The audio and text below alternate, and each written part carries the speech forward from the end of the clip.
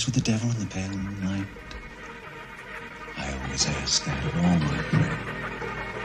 I just like the sound of it.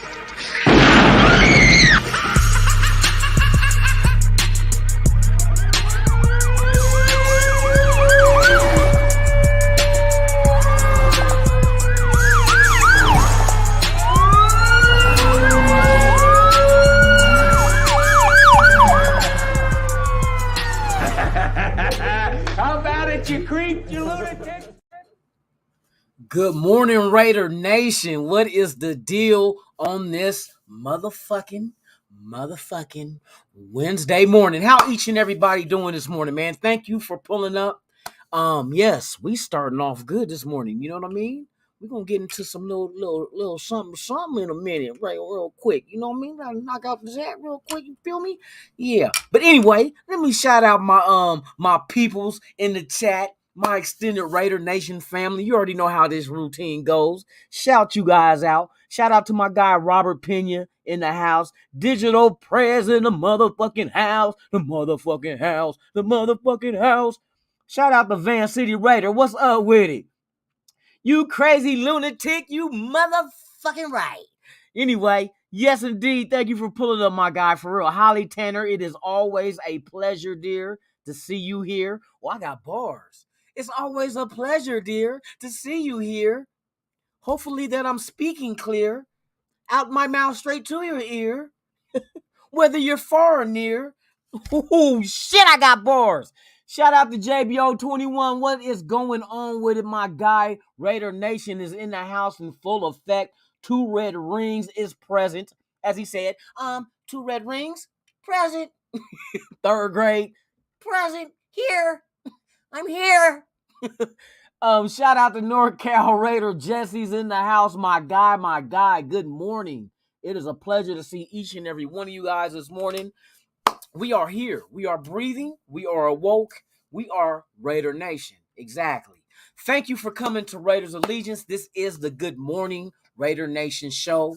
Every weekday morning, 7 a.m. Pacific, 10 a.m. Eastern, on your local Raider Nation dial on YouTube.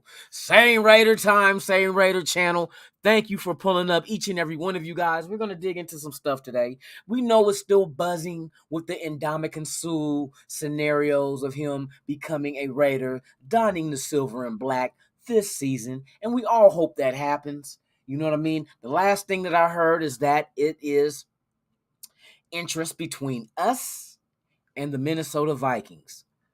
Now, doing my little research and my little homework, the disadvantage that Minnesota has against Nevada is the state income tax once again, which they sit at about 9.83% in the high cap range with the kind of money that he probably ended up getting. They said last year, or not last year, I forgot what guy that does articles stated that he says that Suh is looking anywhere between $7, $8, $9 million. I don't think that's a problem.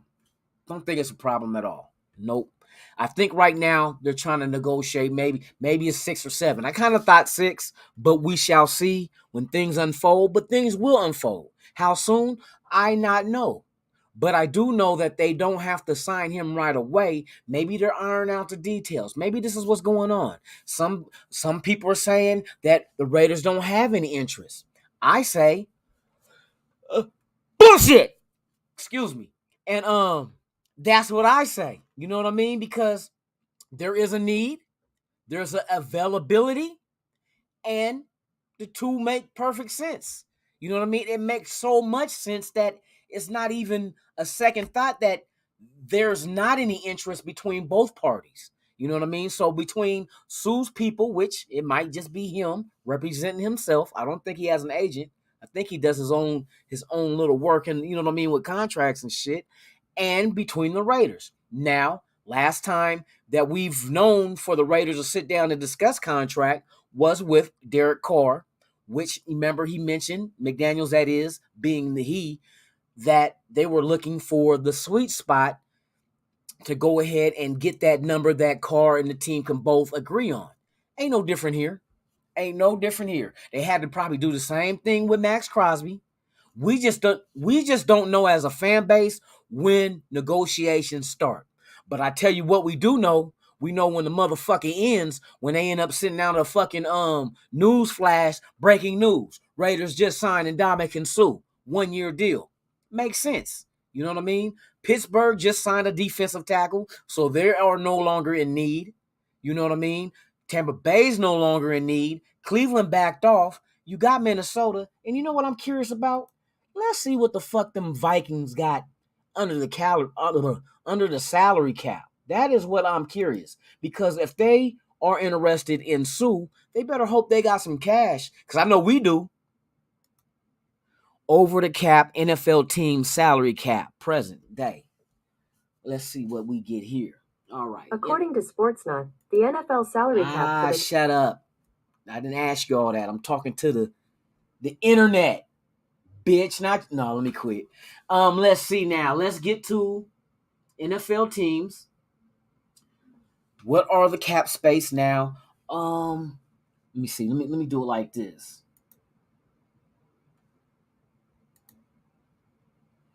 Current cap space for NFL teams 2022. I'm curious. If Minnesota trying to jump into this ring, $208.2 million. According to FTW USA today, here's the amount of space each. All right, we're going to the room. Now, let's find out what the Minnesota Vikings may have to go ahead and negotiate something with Suh. But I don't think they have a lot. I don't remember their name in the top 3. I know we were. I know Cleveland Browns were. And there was one other team, but none of them that I remember was Minnesota. So let's see. Okay, right now as we stand, is this the current cap space? No. That's May. We want June. So back in May, they had Carolina number 1.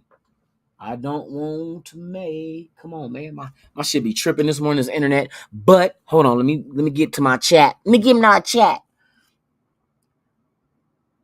Yes, indeed. We still got our same people here, man. Oh, Navy Vet 44 is in the house. Thank you for pulling up, my guy. It's a pleasure. Dominique 5. What is the deal? What is the deal, Dominique 5? What's up with it? Salute to everybody that is here. Salute, salute, salute. Yes, we are here. We are here, and we're crunching numbers to see exactly our cap space compared to Minnesota, because I'm hearing that's the 2 teams that are interested in getting the services of Ndamukong Suh. Now, with that being said, I want the actual factual salary cap for each team salary cap space tracker. Okay, so matter of fact, may your guys' coffee be hot, your orange juice cold, and your breakfast warm. Salute, Raider Nation. Salute everybody in the chat. All those who are watching, it's a salute to the silver and black. There's only one nation, the Raider Nation, and we stand the fuck alone. There ain't no Cowboy Nation, ain't no Bronco Big Tooth Nation, ain't none of that bullshit. Charger Nation, Steeler Nation, all y'all can eat a ding-a-ling because there's only one nation, and we know what it is, and it looks like this. Don't look like a buck-toothed mule. Not at all. Nope, it don't look like that. It don't look like a fucking queef that's shitty. Nope, it don't look like that. And it don't look like a motherfucking choker. You know, like the chokers girls used to wear, or either that, it don't look like a faulty ass charger either, that your fucking phone don't charge because the motherfucking charger is faulty. No, it looks like this. This is the logo of a real franchise. See? Real franchise. Not counterfeit, real. So let's get into the numbers. Let's crunch them all. Okay. As we currently stand, what the fuck where they got us ranked at? Hell fucking no. This gotta not be current, man. It says updated 2022. Cap text. Where the fuck is us?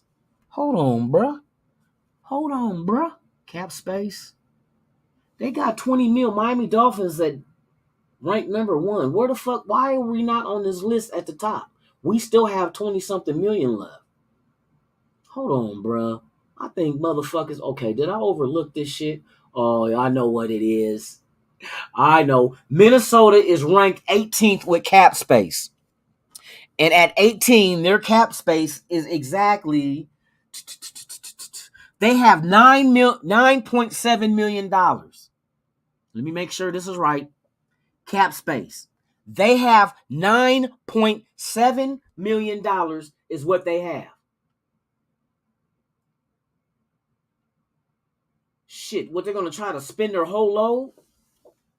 The Raiders have $20.2 million. Come on now. They can't fuck with us unless they start trying to trade motherfuckers and release motherfuckers to get under the cap some more. But shit, if you gotta release multiple players just to get Sue, that's a disadvantage of them. All we gotta do is clear one motherfucker just to make fucking roster space. It's probably gonna be an undrafted anyway. You know what I mean? But shit, you got 9.7 and we got 20.2 and you expect to get in the ring? Your arms is too short to fight with God. Run up. Bing, bing, bing. You know what I mean? We knocking them out the ring. You can't compare with our salary cap. So I'm knowing that's another advantage we have is money. So we have location, no state income tax, silver and black. We got Chandler Jones and Max Crosby. We got fucking, what else we got? It's fucking Patrick Graham. Just imagine the way Patrick Graham will use Sue. Imagine that. And I think that's all we need. We got a couple of injuries at defensive tackle. They're saying that Hankins he'll be ready by the beginning of the season. But what about camp and preseason? Who's going to fill that void? That's a lot of time to miss. You going to drop him back into the starting lineup day one with no camp and no preseason? I doubt that. I think Bilal Nichols might be a little banged up. I think they said the same thing about him. He'll be ready for regular season. What about camp and what about preseason? The fine-tune, learning a new system under a new defensive coordinator. How we do this? When Sue can sign between now and when we are supposed to report to camp, which is mid-July, since we have the Hall of Fame game, we get a week early to report. Now, we have about 3 weeks. We got 3 weeks to get Sue signed for him to be at camp on time, to learn the system with the other teammates, get acquainted with them, build that camaraderie, get that defensive line gelled with, and plus him, Max Crosby, and Chandler Jones are all boys. Chandler Jones was just on Twitter talking about don't play with my emotions, Smokey, and tag and put Ndamukong Suh on there. You know what I mean? So they're all, you know what I mean? I bet they're trying to work this out. You just don't go out there and recruit. He's on TV talking about, I think playing for the Raiders would be fun. Then he stated some things that made me like, I think negotiations has already started. Because when he said, we'll see where things end up, and like I said yesterday morning, in order to end up somewhere, you had to start from somewhere. You know what I mean? I started to go to the store, but I ended up at the strip club. You know, shit like that. I meant to go get me some tomatoes and melons, but I went to the strip club and got some yams, peaches, and melons. You know what I mean? That's starting and ending. You started out doing something, but you ended up doing something else. That's what that shit means. So when he said, we'll see where things end up, they must have already started negotiating without him saying it. That's all the sense to make me. You can't say we'll see where things end up if there's no discussions at all. If there's no interest, no discussions, how in the fuck is something going to end up somewhere if there's no fucking interest? If they never contacted you? Come on now. You got these people in the media saying, Raiders don't have any interest in Ndamukong Suh. Shut the fuck up. You guessing. You want to be that standalone dude who thinks he has all the context and all the answers and don't have shit but your dick and balls. That's it. That's all you got. Your word ain't shit. All you got is your dick and balls. You know what I mean? We're supposed to sit here and feed into your bullshit about the Raiders aren't interested, but you hearing people saying there are mutual interests. Then you hear Ndamukong Suh out of his mouth state, we'll see where things end up. Come on. You don't speak like that if there's no negotiation, no talk. You have to start somewhere before you end up somewhere, like I said. But we'll see. We'll see what happens. If Ndamukong Suh ends up a Raider. Oh, and my boy Dirty Raider made something real noticeable. Did you guys see the blazer that Ndamukong Suh wore on ESPN? Did y'all see that? Did y'all see that? Let me show you. See, I can show a freeze frame of a video. I just can't show the video because you got people out here that be on that hating shit. You know what I mean? Because I'm entertaining. I make them laugh. I give them facts. And I say, fuck everybody else as opposition. Yes, I said it. I said it. Certainly as hell I did. But watch this. Let me show you something. And I don't think this is a coinky dink. Not one bit. Don't think it's a coinky dink.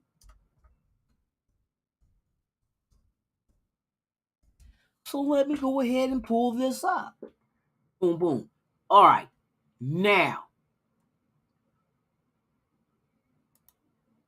Let me do this. I'm going to freeze this shit real quick. Oh, he's on here all week, ain't he? Man, turn that fucking shit off. I don't want to hear that bullshit ass Disneyland music. I've been there so many fucking times.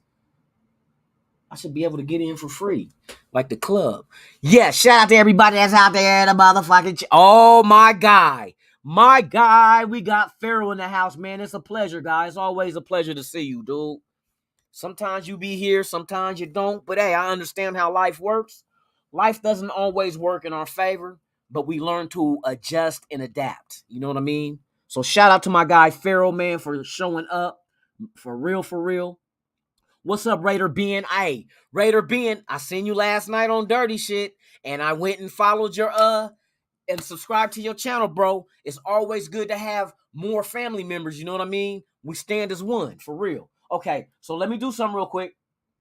Okay, now I should be able to do this and not get in trouble for it. If I get in trouble for it, I'm blaming it on John Elway and his hate for the Raiders. All right, are you guys ready? Now, here's another thing that Dirty brought to my attention. How Mr. Suh came to ESPN in a silver and black blazer. Some people call it plaid, but the color scheme. Look at this color scheme. Black tie. There's only certain people that wear this shit for a reason. What is I don't think that's a coinky dink.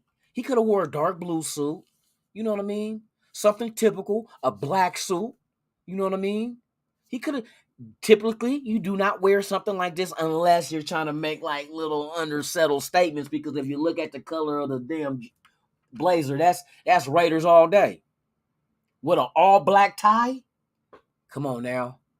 Come on. So maybe I'm reading too much in it, but hell, I'm reading something. I can read at least, damn it. I can read shit. But it's all interesting how all this stuff is coinciding around the same fucking time. I hope he ain't wearing the same blazer every fucking day if he's on the damn show every day. I'm like, bruh, you ain't got another blazer, bruh? You ain't got... Oh, he's on all these different shows yesterday. Hold on. He got another fuck... Oh, wait a minute. Is this today's? No, that's a day ago. He's wearing the same fucking... Not the same blazer. Hold on. Oh, shit. Let me open up this can of worms.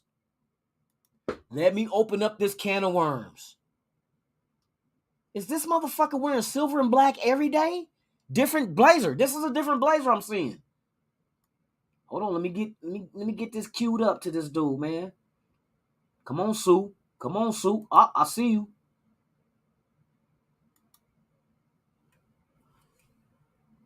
Hold on, bruh.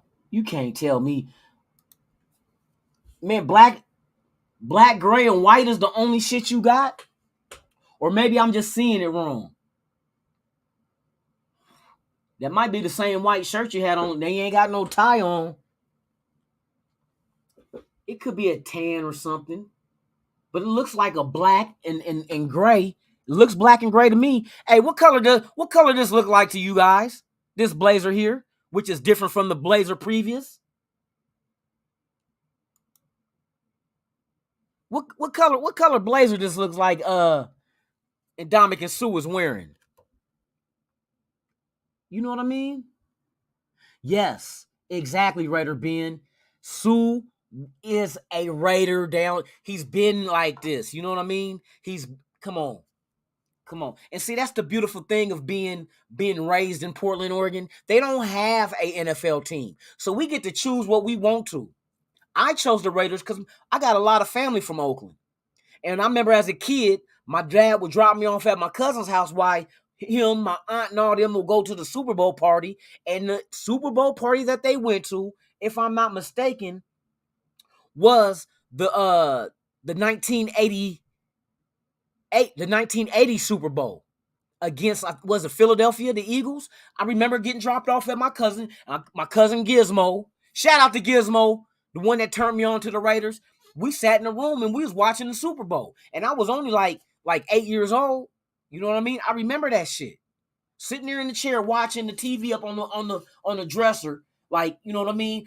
The logo is what catches you as a kid. When you see that logo, you like, and that color scheme, you like, oh shit. And so when I was little, y'all remember the old gumball machines where you put a quarter in and you get prizes and shit? Well, there was one machine that had all these little mini NFL helmets, right? So I was trying to collect them all. Raiders, of course, I had the Raiders one out of there. That was my favorite one. So I was trying to collect all the little small-ass plastic helmets that was in the little plastic bubble in the little quarter machine, man. And I used to keep trying, and I got that shit. Man, I was so happy. But yes, man, and then Bo Jackson in the 80s, come on now. Bo knows every fucking thing, you know what I mean? He know baseball, he know track, he knows especially football. But yeah, that's what caught me. Okay, so I was just curious about this. Yes, he grew up a Raiders fan in Portland. I'm from Portland as well. In case people don't know, we're not the same age, of course not. We went to the same high school. My younger brother, was 5 years older than him. So when my brother left out of high school at Grant, Ndamukong Suh was coming in. But Ndamukong Suh also ran track. He did the shot put, and he also I think soccer. He played soccer as well. That's why he's good on his feet. You know what I mean? He played soccer as well. So he has an older sister also that was good in soccer as well. But yes, and Ndamukong Suh grew up a Raider fan. You seen a little picture with him and Charles Barkley back at when the Blazers were playing them back in the day. He had the little the fucking Blazer. The fucking Raider shirt, was the jacket, the Raider jacket on. So I mean, Raiders are all what you got to remember. Back in the see, Ndamukong Suh was born in 95. I think he was born. Am I right? Because he's 35 now. No, he ain't 95. It was 85. 85? No. I can't remember what year he was born. But anyway, yes. Suh grew up a Raider fan. And of course, I mean, like Carr. Carr grew up a Raider fan. What did he want to play at? Raiders. Devontae Adams grew up a Raider fan. Where did he want to play at? The Raiders. See how that shit go? Just like I heard Barry Sanders was a Raider fan as well. And he wanted to come to the Raiders, but he couldn't get out of Detroit. Remember, he wanted to leave Detroit, and they wouldn't let him go. They would not let him go. But I bet you he was trying to come to the Raiders back when Barry Sanders was with them. I know Deion Sanders tried to come to the Raiders when he got released from Baltimore, but punk-ass Chargers claimed him off waivers, and the Chargers were not even going to the Super Bowl or going to the playoffs. And Deion, I wish I could find that interview, dude. I remember that interview. Deion was pissed. He said, he was talking to the Chargers when they was in San Diego, talk about, you don't know if I needed this money for my family or not. You guys are not even in the playoffs. What are you doing claiming me? He was supposed to sign with us that 2002 Super Bowl team we had, and they were going to pair Deion up with Rod Woodson at safety, with Charles Woodson at corner. I'm talking about our secondary was loaded. If that would have happened. But nope. Hating ass San Diego claimed them off waivers for real. Oh yeah, the Raiders do got money. We're 20.2 million under the cap, like I was saying. And Minnesota is only 9.7. So you see the disparity in the total amount of cap space to be able to sign Sue and not, not break the bank. Minnesota's gonna fuck around, break the bank. They're gonna end up having to trade somebody, release somebody, whatever. And then another thing that I mentioned, Minnesota has a 9.83% state income tax. And you seen the other day how Ndamukong Suh reacted towards California's state income tax, which they're sitting at 12.3. So you basically say the state is taking your money from you. Where Nevada, the government, only the federal's coming out of your paycheck. You only pay federal, which you pay federal in every state. But some states have state income tax on top of it. Some don't. I know Florida doesn't. I know Washington doesn't. Nevada doesn't. I think there's one or two other states that has no state income tax. But the high, California 12.3, in that tax bracket that he would be in making X amount of millions of dollars, compared to 9.83 in Minnesota, which he will be in that high bracket as well. So you're looking at 10% and 12% eating at your fucking money when you're getting 0% in Nevada. That's why we got the fucking scoop over all these motherfuckers. You know what I mean? Minnesota, California, hey, ain't nothing happening. You know what I mean? That is a bad idea for you to even ask him if you want to play for y'all. Because I seen the way he frowned up when he was talking about the state income tax of California. That's why they was asking about, there's a possible Ram return. He said, nah, it could be, but remember he said he was still in good faith with the ownership and all that. But he said, man, the state income tax though, and I'm like, he ain't going to Cali. Nope, he ain't going there for sure. Yes. Hey, California is one of the main reasons why I packed up and moved to Vegas. I moved, it'll be 3 years in August. I got the fuck up out of there. Too fucking expensive. Everything is still going up. And it doesn't make sense. You know what I mean? State income tax is high. You know what I mean? The housing market, the rental, the prices on rentals is going up. I'm telling you, what made me got me up out of that motherfucker is when the apartments that I lived in, the guy that owned it, out of nowhere, shot us a letter from his lawyer out of San Francisco telling us that the rent is going up $800 on top of what we were already paying.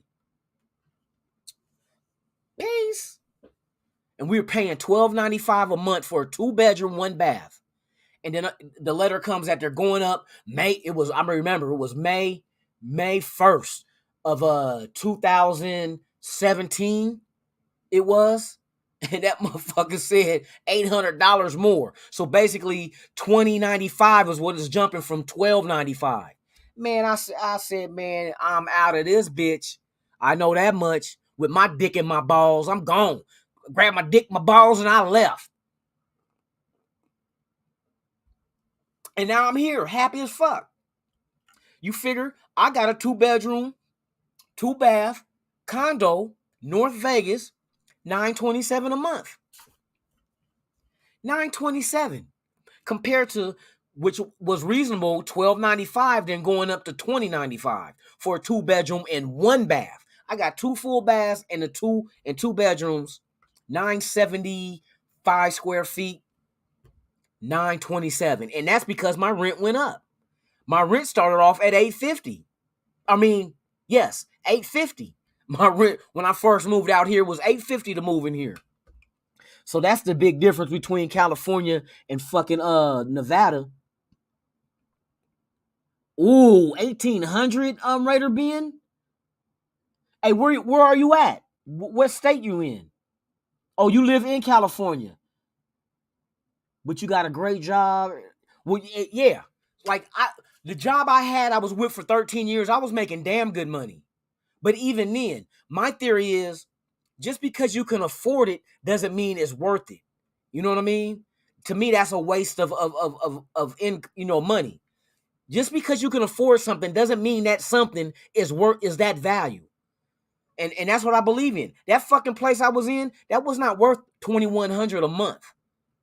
You know what I mean? But I guess dude playing around trying to gauge the market in the neighborhood, and this was in San Leandro, which is the next city south of Oakland, because we had moved from Oakland to San Leandro before my son was born, when me and his mom was together. And we ended up finding that place and moved in it there. I was like, it's a nice place, nice neighborhood. And all of a sudden we was there for like 8 years. We stayed in that apartment for 8 years. And then all of a sudden, here it come, $800. I said, 800, see ya. Dial 1-800, see ya, because I was gone. I packed my shit like an old hobo. I got a stick with a little pillowcase on the end and stuffed my drawers and my socks. I mean, I was gone. Hitchhiking. No, I wasn't hitchhiking. I'm bullshitting. But yes, man, things get extreme nowadays, man, with these prices.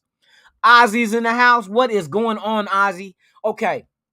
Now, I done talked a little bit too long and shit, but I was trying to figure out, the numbers on Minnesota and little secret little tips and tidbits that Ndamukong Suh's trying to throw at us.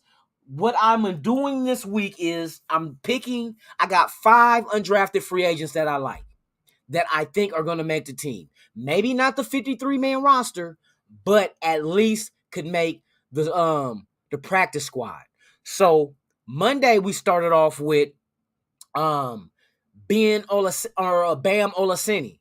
That was Monday. Yesterday we came back with Darian Butler, linebacker from Arizona State that was under Antonio Pierce the last few seasons, went over his stats and was like, you can see the progression in him. So far, and today what I'm doing is Isaiah Palamau, which he came out of USC. He's a safety, 6'4", 205 safety. And the thing that you want to look at with these young guys in college, you want to see how they develop in college. You know what I mean? Not just one good year and then vanish. I want to see the progression. I want to see him being coached up, him getting better, because that lets me know he has a high ceiling. If he does not develop, that means the ceiling is low and he probably already hit it.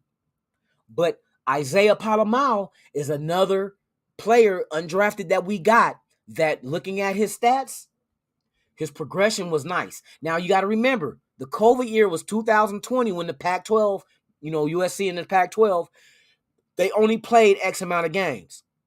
You know what I mean? And shut that shit down when this pandemic really, 2020 is when that shit unleashed and everything shut down. So college started, and only played a couple of games and then that was it for their season. So mind you, that's why the numbers in 2020 with all these guys in the Pac-12, other conferences as well, are low. They're not really like high, like impressive. But let's go ahead and check Isaiah's stats out, because I really like this dude's I love his progression. I love his defense. See, so far, notice I'm going all defense right now. That's not how it's going to end. But let me pull his card up so I can show each and every one of you on the screen. We're going to pull this up right now. So just give me 1 second, please. 1 second. All right. So this is Palamau.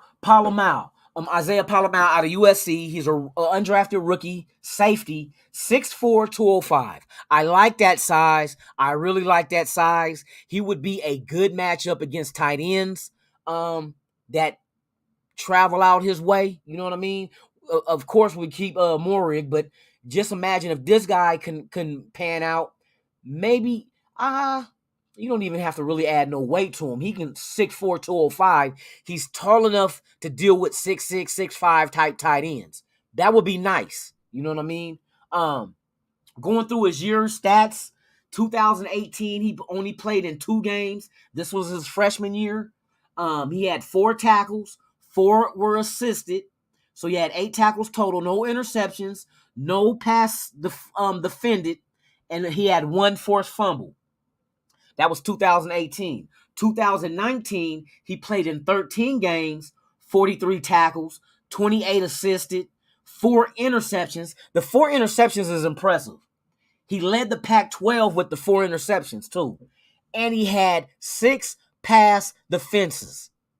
So he broke up 6 passes. Kept the receiver from getting 6 passes. You know what I mean? In that season. 2020, he played in 6 games. 19, and remember I told you that was the pandemic year. He had 19 tackles, 21 assisted, 1 interception, and 6 pass deflected. And that was 5th in the Pac-12 that year with 3 forced fumbles. And he did all that in 6 games.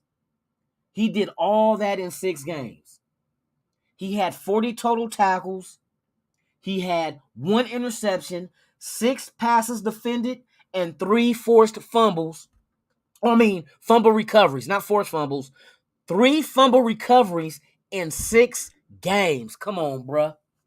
6 games. So he kind of reminds me of Darian Butler, because you remember yesterday, Darian Butler, his senior year, he went out there and he had 3 interceptions, passes defended. He had a sack. He had a lot of little stats to each in one of these stats on the stat sheet. So to me, that's impressive for him to accumulate. There's not like one stat that is just like, oh, he had 10 stats. No, he didn't. He don't have to. He spread. It's kind of like having a triple double in basketball. All you need is 10 points, 10 rebounds, and 10 assists, or 10 blocks. You get a triple double. Even though only 10 and he only scored 10 points, but the impressive thing is he filled up the stat sheet. And this is what Polamalu, Butler, this is what they do. They fill up the stat sheet, not with remarkable stats, but just a lot of everything they do. You know what I mean? They do a lot of everything.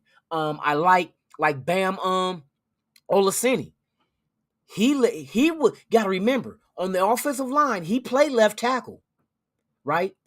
And he was on a Utah team in the Pac-12 that led the whole conference in rushing. So he was a part of that rushing of them averaging 216 yards a game. Bam Olaseni. So he's somebody you would keep and develop. See, you notice, look at the progression of these players. That's why I picked them. The 5 that I picked, they all, well, I ain't gonna say, we'll get into the next ones, because I don't look at their stats. I look at them when I make the card, but I don't look at them. I just know by watching the film in college, because I go and check them out, and I'm like, if there's something about him that I like that I think we can use on this team, I'm like, I like him. I like him. Even if he doesn't make the 53, we can add him to the practice squad. So it's very, very good value, because none of these guys were drafted. So you didn't spend any draft capital to obtain their services. So what you can do is put them on the practice squad and just develop them. Maybe somebody might go down during the regular season, knock on wood, and pray that doesn't happen. But just in case, now you got somebody that you can add on to the 53, because the next man is going to, like they say, next man up. So whatever man is next up, you're going to need the next man to replace him. These are potential replacements that you can bring onto your roster, and now they can learn with the main 53 on that roster and learn their craft and develop even more under whoever it is. You know what I mean? It could be Antonio Pierce, the linebacker with what you call it, the secondary coach. It could be Jason Simmons, secondary coach out of Carolina. He put Polamalu under him, and shout out to my guy SC, because he's a big USC fan, and Polamalu is one of the guys that he really likes, and I see why. You go back, his height, his measurables are something you can't teach. He's 6'4", he's 205. That's something he's always gonna be, a 6'4". You know what I mean? But you can coach him up with technique and skill, and that's one thing that if you can add to that man's frame at 6'4". I dare motherfucking tight end, whether it's whoever, goes back there and you put him on him, and I'm not saying right away, he might be a development project. That's fine. But look at the potential, the future potential that he has to go ahead and become part of the 53. See, these guys are going to learn. They can sit on the practice squad and learn the system for the whole year. We're going to get a lot of free agents next year after this year as well. There's some 1-year deals that's expiring after this year. So to have these guys sit in waiting, and I doubt anybody from any other team is going to pick them up off the practice squad, because why else would they win undrafted? You know what I mean? So you sit and you develop them. You know what I mean? Let no other team see them, because that's where Baltimore messed up with Darren Waller. We happened to see Darren Waller pregame out there working out with the team and shit, and it's like, I forgot what coach said. Hey, you need to come see this guy. And I don't know if it was Gruden or whoever, but they came and they watched him. They said, man, this guy is he has potential. And they went and watched Darren Waller. They seen what Darren Waller can do. He was on the practice squad. We grabbed him and put him on our 53-man roster. Stole his ass. Stole Waller, and now he's a Raider. So shit like that happens. I wouldn't let no team see these guys I'm developing. Nope, you guys go practice inside.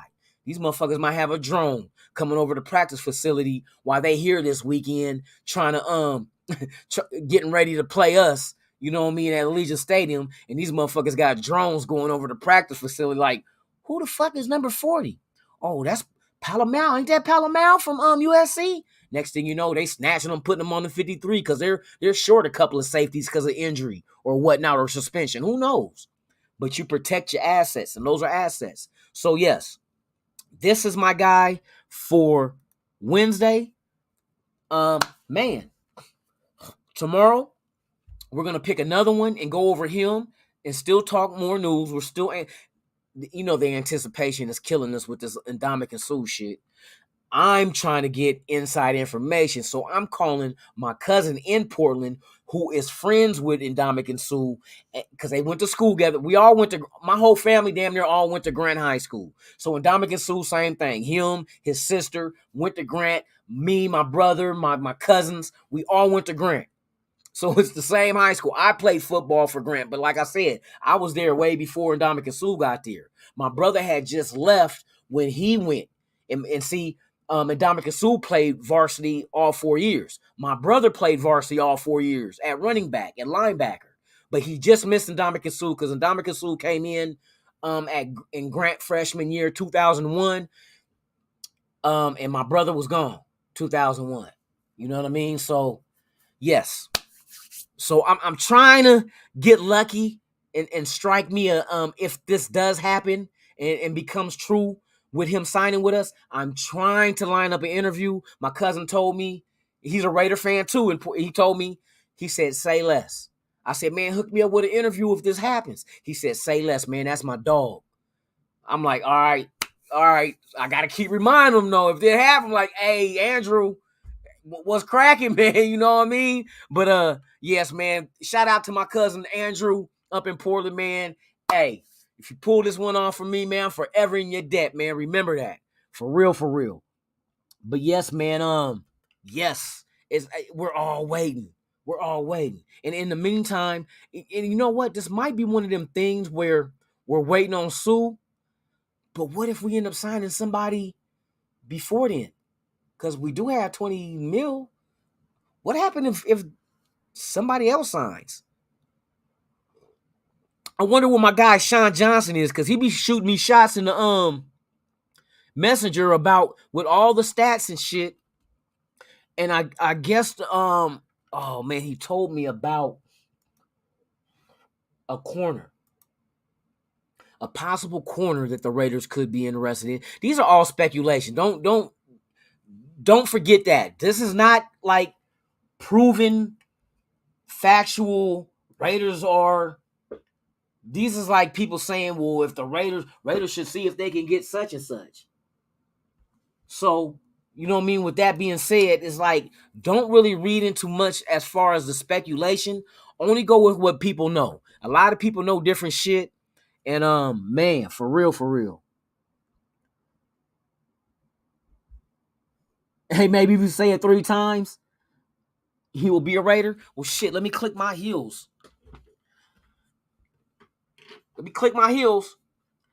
I want Suh.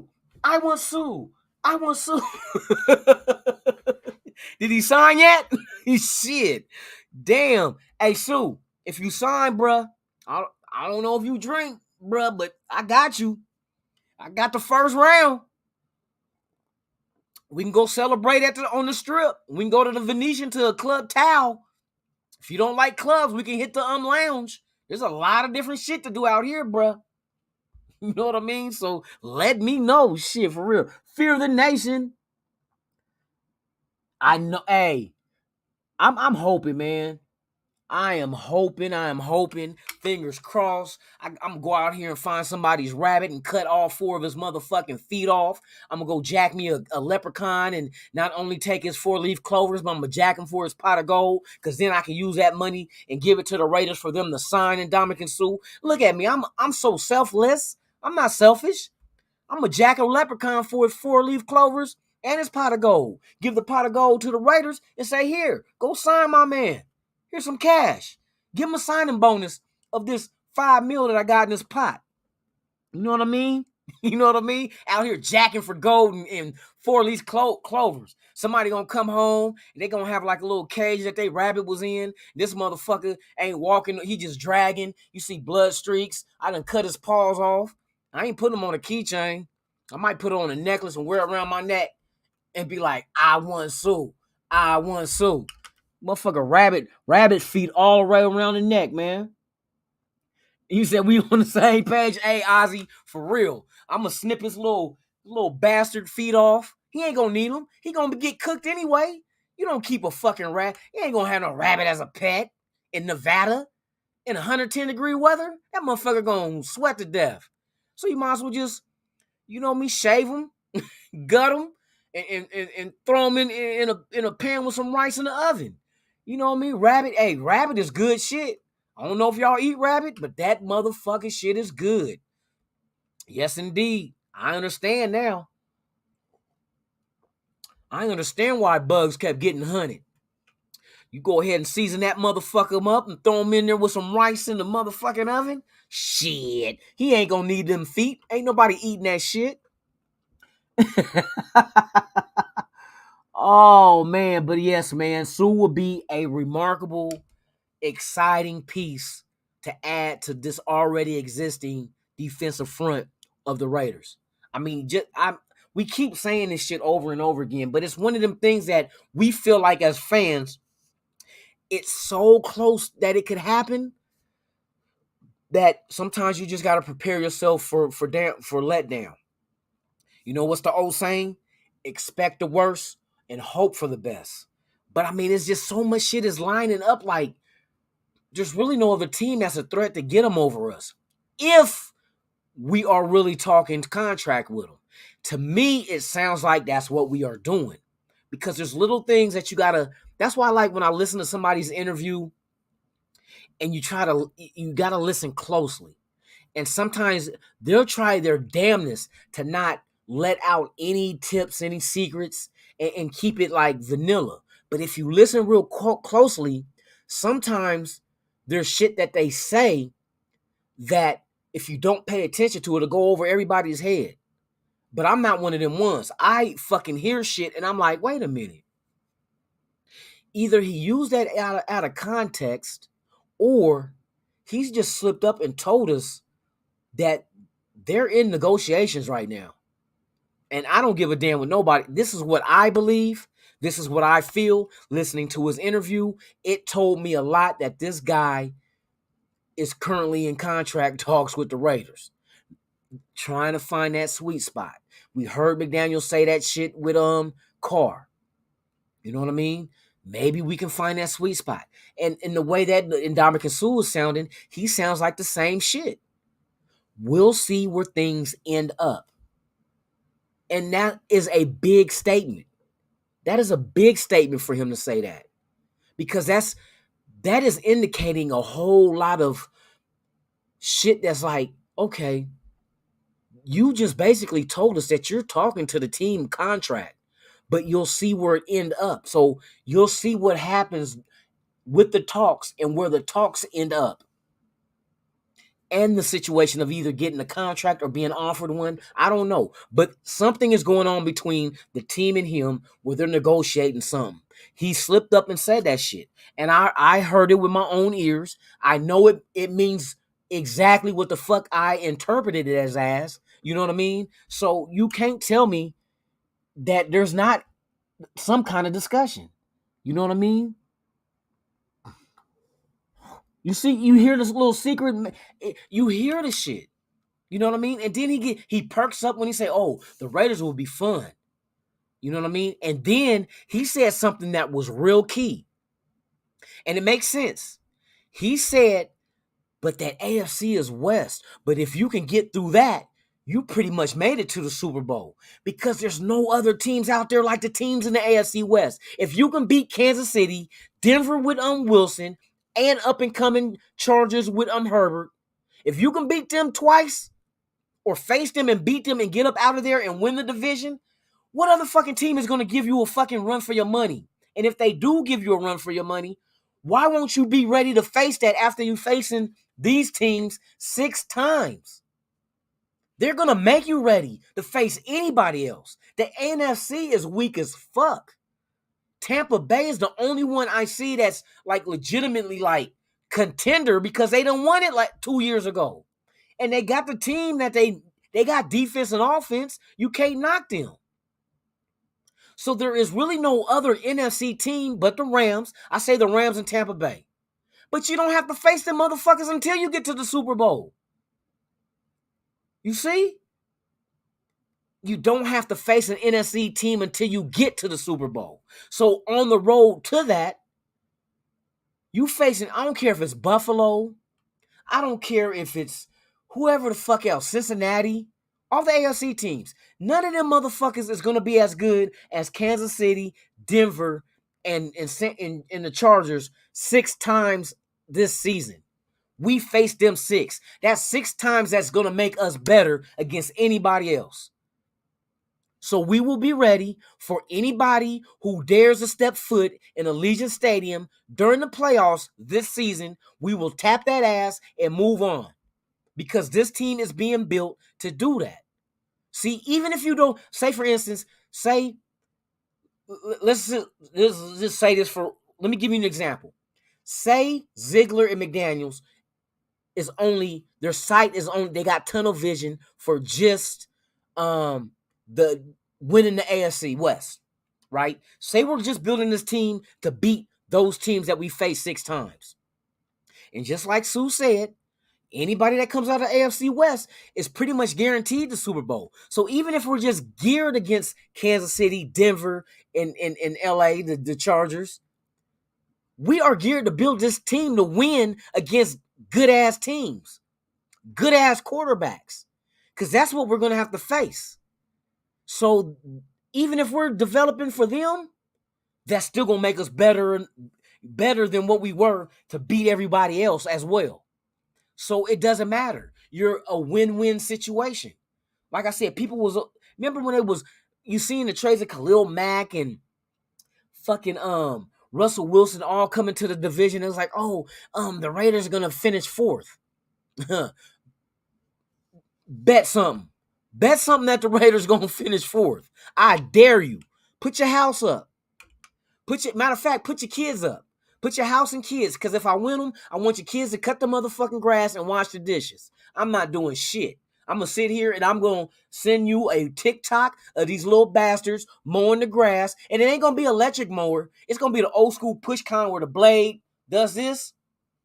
And I hope your house is on a hill, because I'm going to make them mow that motherfucker manually. And I hope your house is big enough for me to throw Raider parties, because that's what I'm going to do. And I'm going to send you a fucking TikTok saying, remember you betted me and said that the Raiders was going to finish 4th in the division? They won the division. They got a first week bye. Oh, we're playing such and such in the Super Bowl. A lot of these dudes, and that's why you see a lot of these guys backtracking now. Now they're trying to say, Carr should have a great season with, that's not what the fuck you was saying before. You wasn't saying that shit.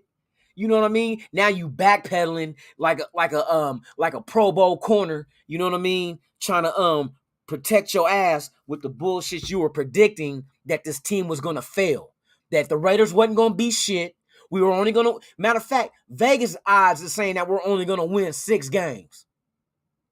6 games after coming off of a 10-win season. And this team is better with the additions of the front office, the coaches, and players. we're going to go back 4 games. That's what you're saying.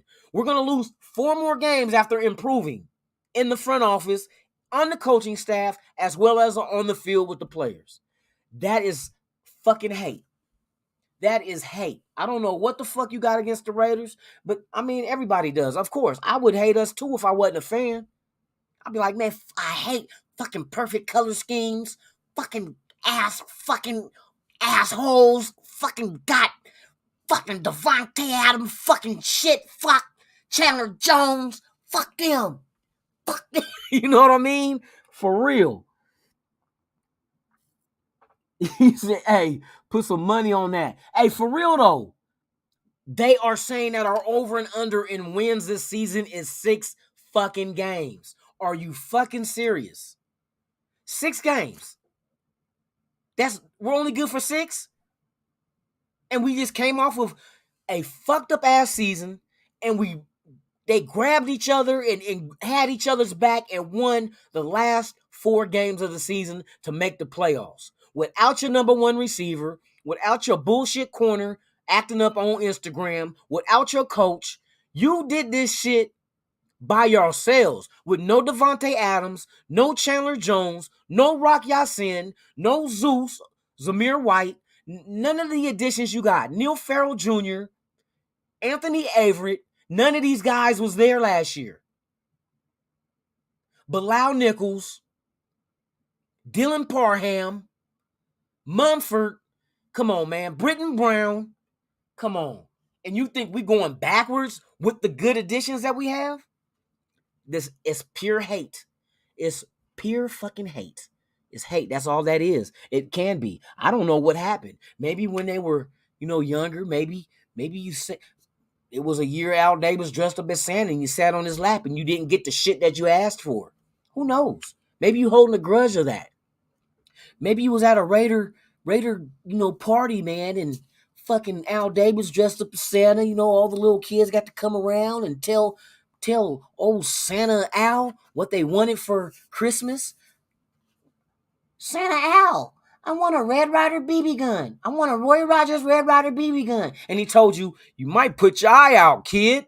You know what I mean? And that struck a nerve with you and you forever been damaged because you never got that BB gun. Or I want a slingshot. You're going to break somebody's window, kid. You can't have that. What? I want a slingshot, though. I'll sling these motherfucking nuts. No, let me quit. I'll sling your ass off my lap and tell you, see you next year, you little bastard. Al Davis didn't play that shit. You little bastard. Where your daddy at? He's right over there. That don't look like your dad. You are white. He is black. That is not your dad. No, let me quit. Oh my God, man, for real. Hey, the hate is real, brother. The hate is real. Hey, Goodell about to get his asshole reamed out. Y'all hear about what's going on with that in the Washington Commanders with Snyder? Oh, they released, hey, now they starting to release shit, emails. They said they releasing some disturbing shit with some sexual assaults from Snyder. Now, if you made Gruden have to resign, you better make this motherfucker sell the team. I'm telling you now. Snyder better not remain owner. You can't do no double standards like that. Oh, coaches can be fired and released because of past shit that they did in their emails, but owners can't. You better get that son of a bitch up out of there. For real. And all them women, you better do the same thing like you doing against Watson. You better come up and sue the Dan Snyder got way more money than Watson, ladies. I'm not saying that's the only reason why you doing it, but shit. You better go get that dumb son of a bitch. You know what I mean? Go get that dumb son of a bitch.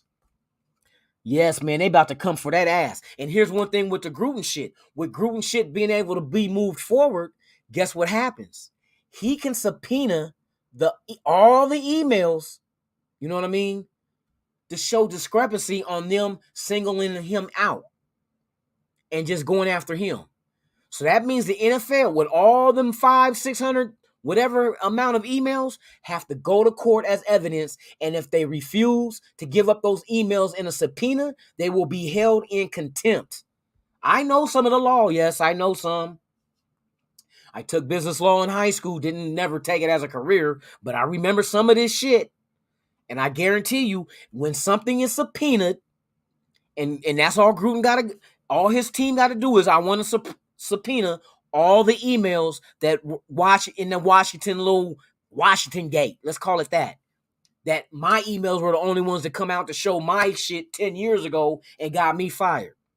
I want all those emails out to show a discrepancy in the way that the NFL handles business. And so once them emails come and if the NFL say, we can't do that, Judge. The fuck you mean you can't do that? There's a subpoena on them. I don't care, Judge. All right.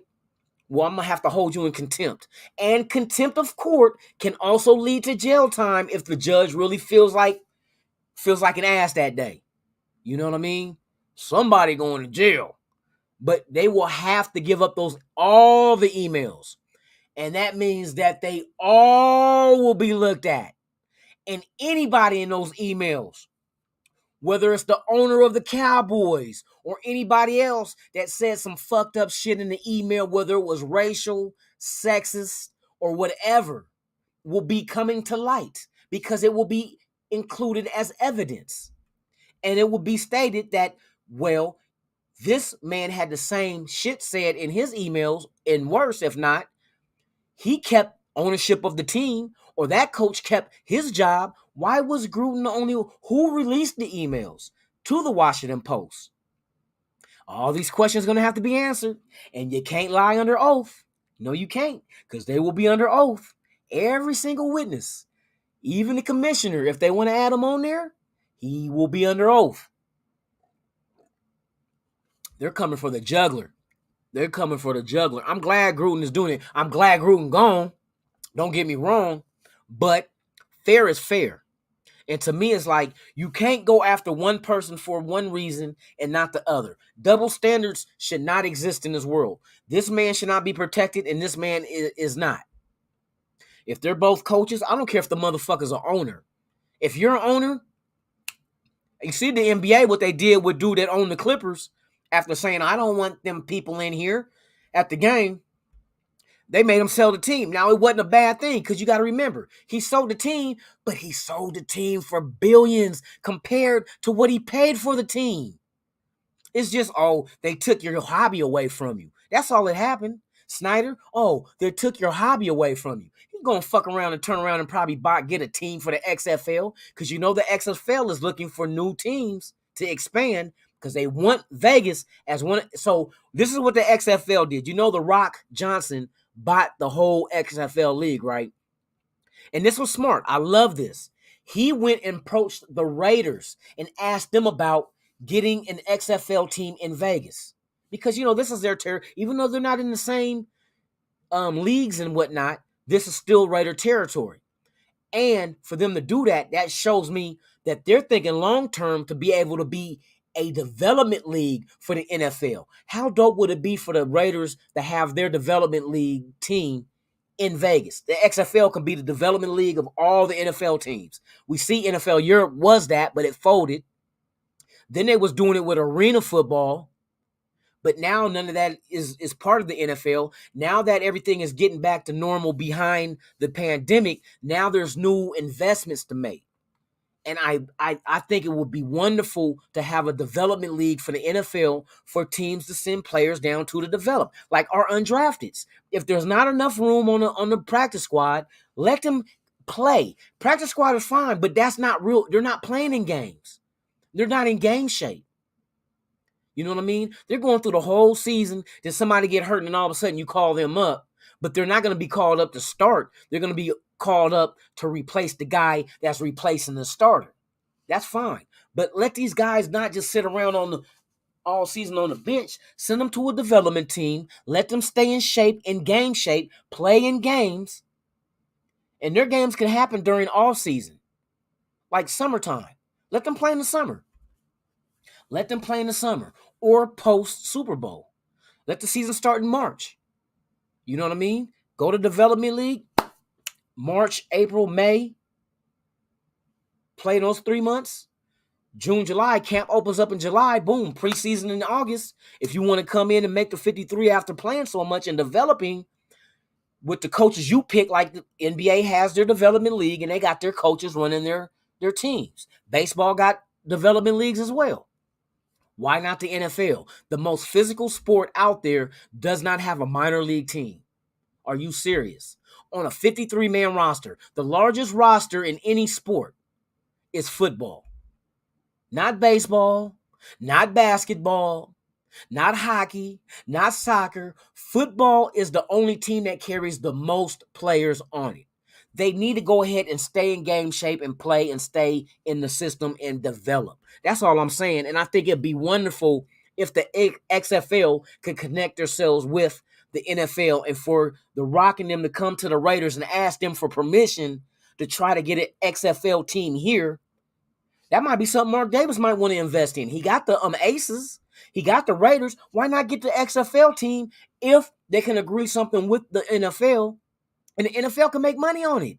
You televise XFL games, you're getting sponsorship money, TV deals. You know what I mean? You can get Nike to come do the jerseys and all that shit. You make it not on the level as the NFL, but it'll be a lower level, but it's a lower level league. You know what I mean? It makes too much sense. Just like Ndamukong Suh wearing silver and black, it makes too much motherfucking sense. I love this team too, though. For real, Raider Ben. Hey, we on our way, though. Believe that. Believe that. You said here in Australia, we do that with football. Academic. Hey, that's smart, though. Why is that? Why people I don't understand it.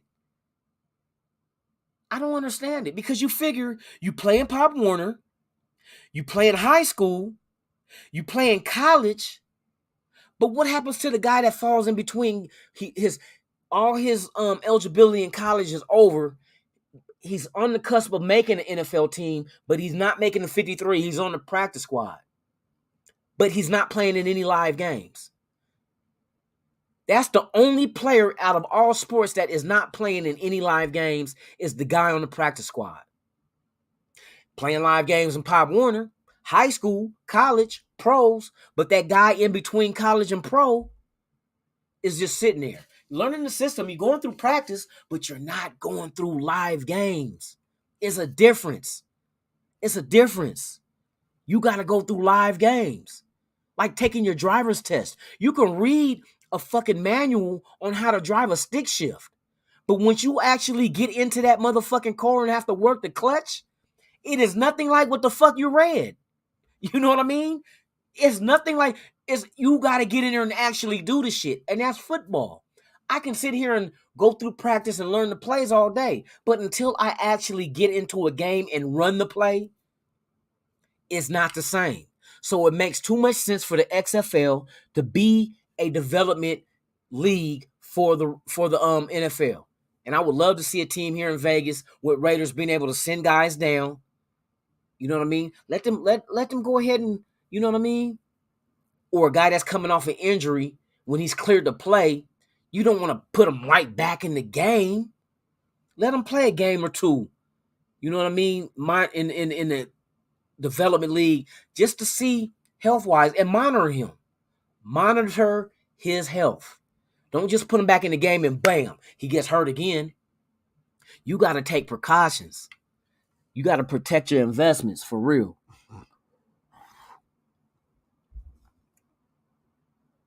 Yeah, until we're consistent, you're right. Until we start winning. But see, to me, that's some bandwagon shit too, though. It takes for us.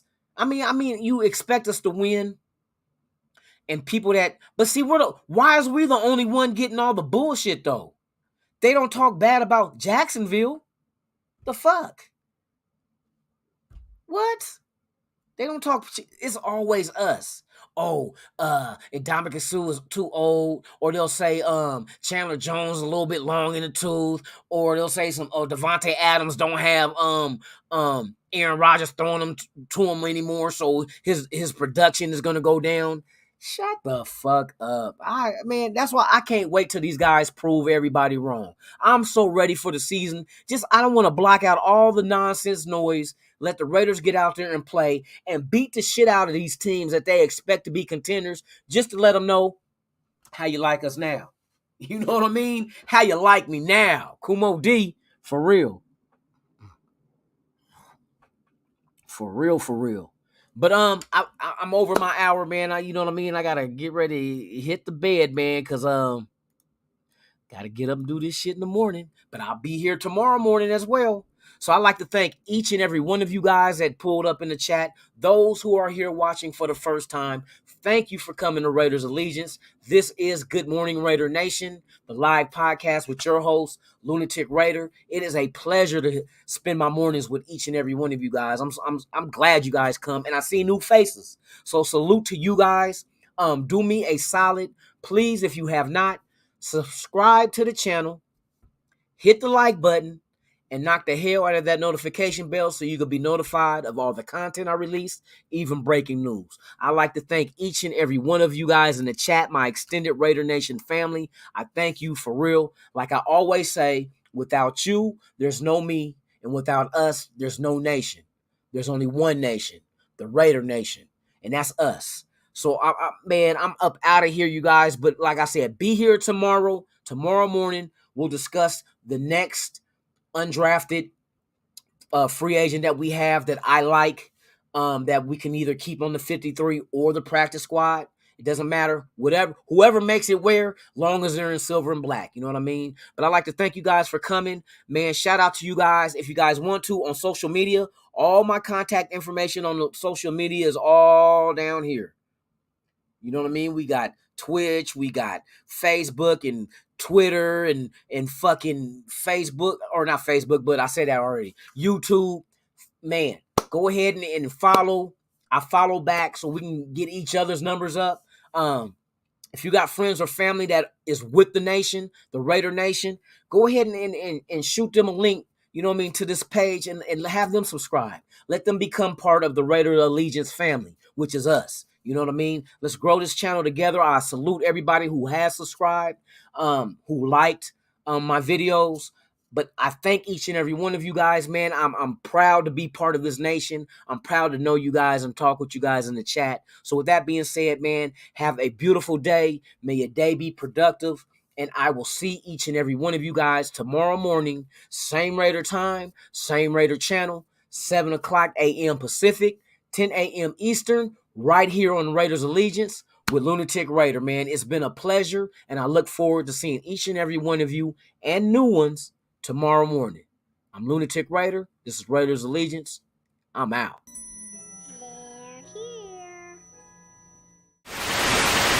You ever dance with the devil in the pale moonlight?